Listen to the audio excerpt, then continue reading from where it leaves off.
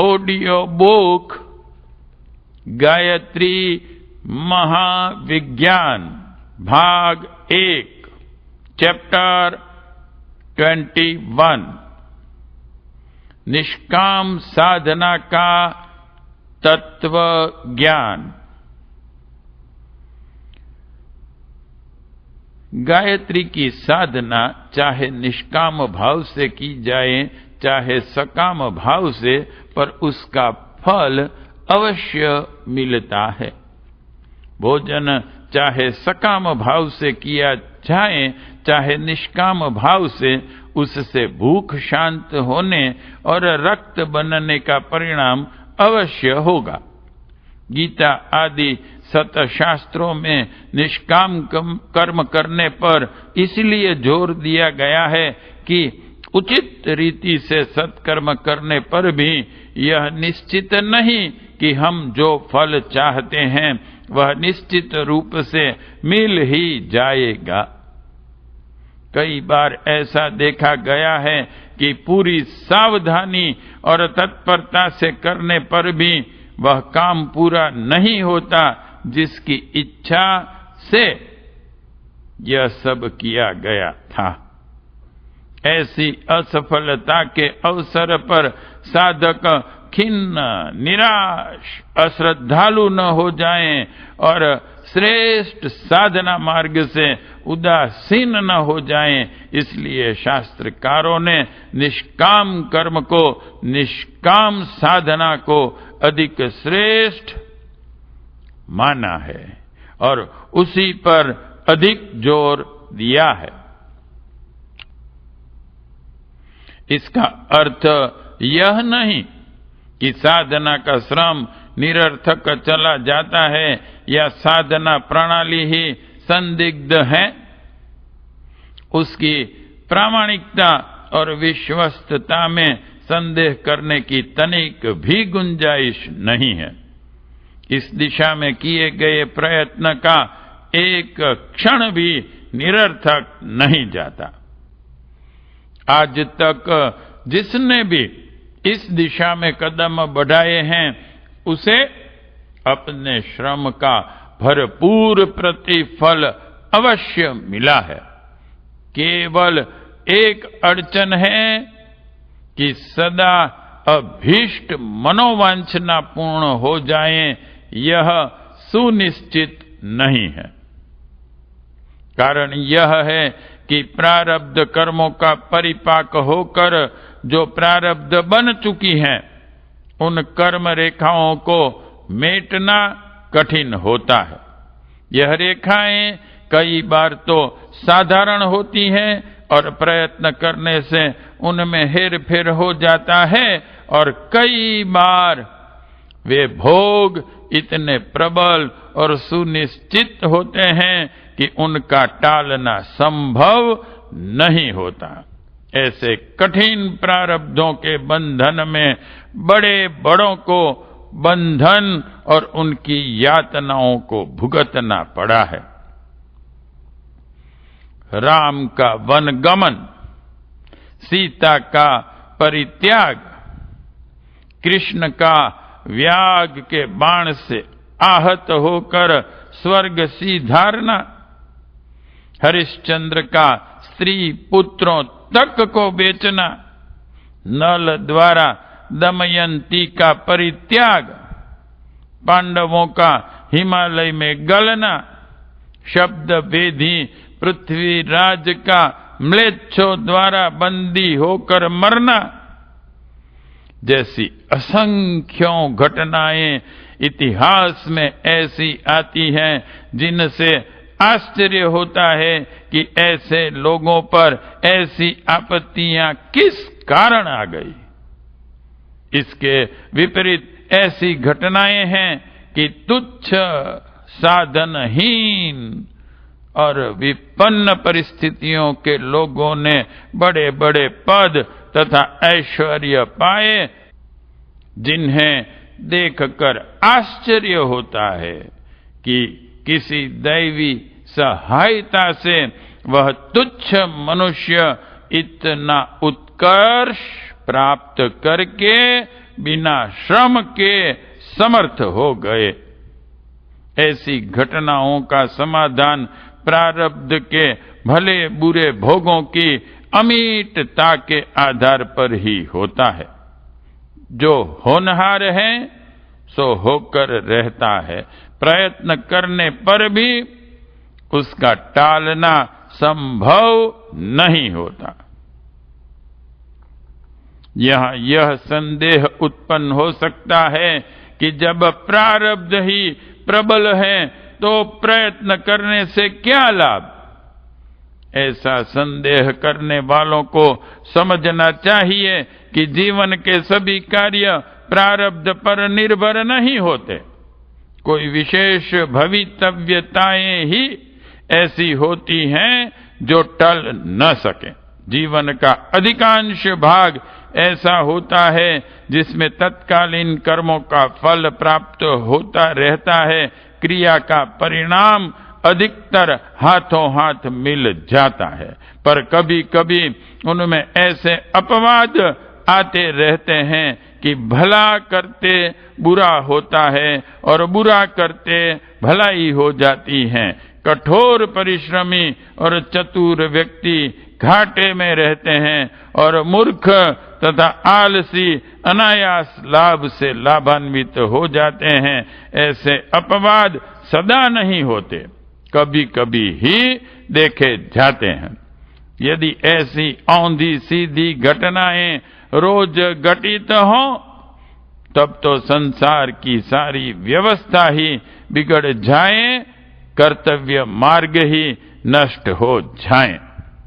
कर्म और फल का बंधन यदि न दिख पड़ेगा तो लोग कर्तव्य के कष्ट साध्य मार्ग को छोड़कर जब जैसे भी बन पड़े वैसे प्रयोजन सिद्ध करने या भाग्य के भरोसे बैठे रहने की नीति अपना लेंगे और संसार में घोर अव्यवस्था फैल जाएगी। ऐसी उलटबासी सदा ही नहीं हो सकती, केवल कभी कभी ही ऐसे अपवाद देखने में आते हैं। गायत्री की सकाम साधना जहां अधिकतर अभिष्ट प्रयोजनों में सफलता प्रदान करती है, वहां कभी कभी ऐसा भी होता है कि वैसा न हो, प्रयत्न निष्फल दिख पड़े या विपरीत परिणाम हो। ऐसे अवसरों पर अकाट्य प्रारब्ध की प्रबलता ही समझनी चाहिए।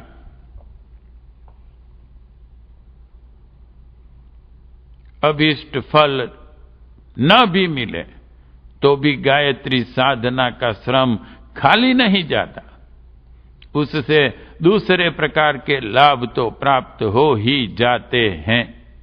जैसे कोई नवयुवक किसी नवयुवक को कुश्ती में पछाड़ने के लिए व्यायाम और पौष्टिक भोजन द्वारा अपने शरीर को सुदृढ़ बनाने की उत्साहपूर्वक तैयारी करता है।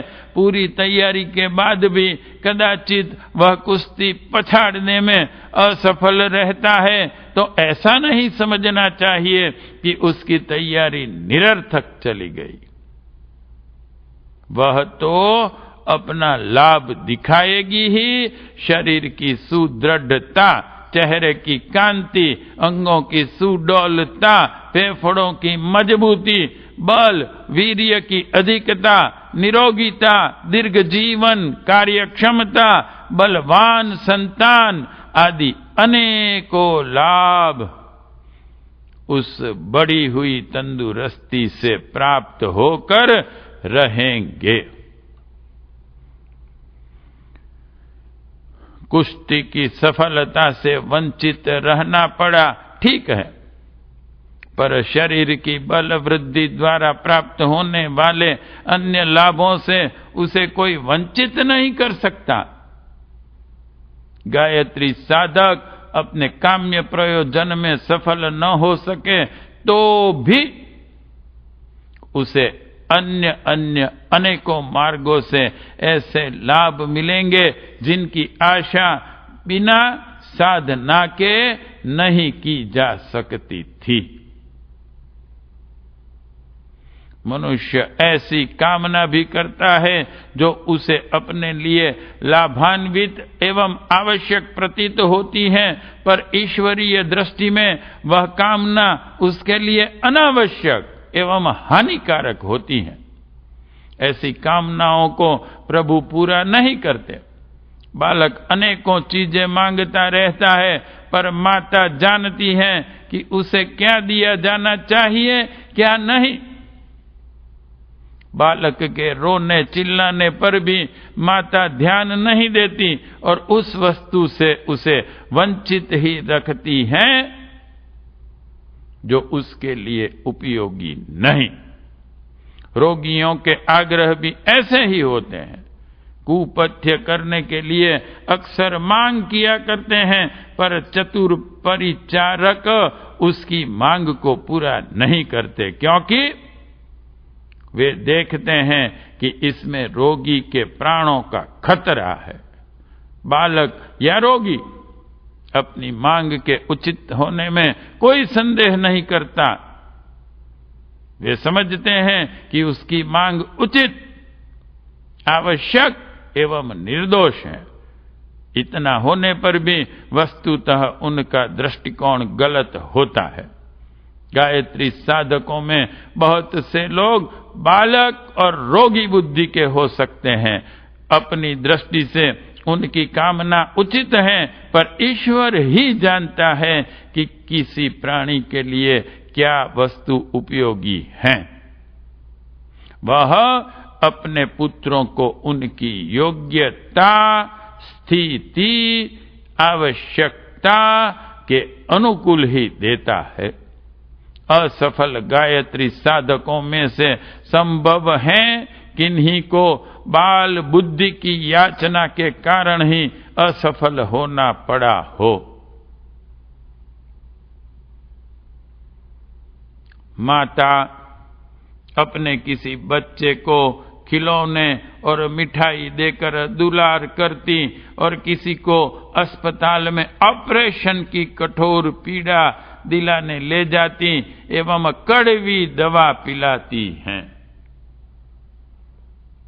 बालक इस व्यवहार को माता का पक्षपात, अन्याय, निर्दयता या तो जो चाहे कह सकता है, पर माता के हृदय को खोलकर देखा जाए तो उसके अंतःकरण में दोनों बालकों के लिए समान प्यार होता है।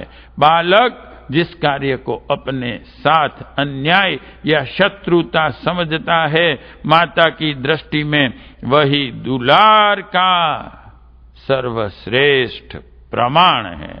हमारी असफलताएं, हानियां तथा यातनाएं भी कई बार हमारे लाभ के लिए होती हैं। माता हमारी भारी आपत्तियों को उस छोटे कष्ट द्वारा निकाल देना चाहती हैं। उसकी दृष्टि विशाल है, उसका हृदय बुद्धिमत्ता पूर्ण है, क्योंकि उसी में हमारा हित समाया हुआ होता है।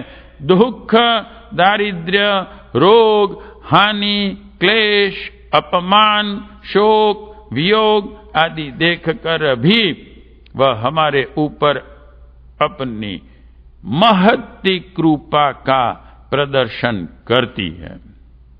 इन कड़वी दवाओं को पिलाकर वह हमारे अंदर छिपी हुई भयंकर व्याधियों का शमन करके भविष्य के लिए पूर्ण निरोगी बनाने में लगी रहती है। यदि ऐसा अवसर आए तो गायत्री साधकों को अपना धैर्य न छोड़ना चाहिए और न निराश होना चाहिए, क्योंकि जो माता की गोदी में अपने को डालकर निश्चिंत हो जाता है वह घाटे में नहीं रहता। निष्काम भावना से साधना करने वाला भी सकाम साधना वालों से कम लाभ में नहीं रहता। माता से यह छिपा नहीं है कि उसके किस पुत्र को वस्तुतः किस वस्तु की आवश्यकता है। जो आवश्यकता उसकी दृष्टि में उचित है, उससे वह अपने किसी बालक को वंचित नहीं रहने देती। अच्छा हो कि हम निष्काम साधना करें और चुपचाप देखते रहें कि हमारे जीवन के प्रत्येक क्षण में वह आद्य शक्ति किस प्रकार सहायता कर रही है। श्रद्धा और विश्वास के साथ जिसने माता का आश्रय लिया है, वह अपने सिर पर एक दैवी छत्र छाया का अस्तित्व प्रति क्षण अनुभव करेगा और अपनी उचित आवश्यकताओं से कभी वंचित नहीं रहेगा। यह मान्य तथ्य है कि कभी किसी की गायत्री साधना निष्फल नहीं जाती। चैप्टर 21 समाप्त।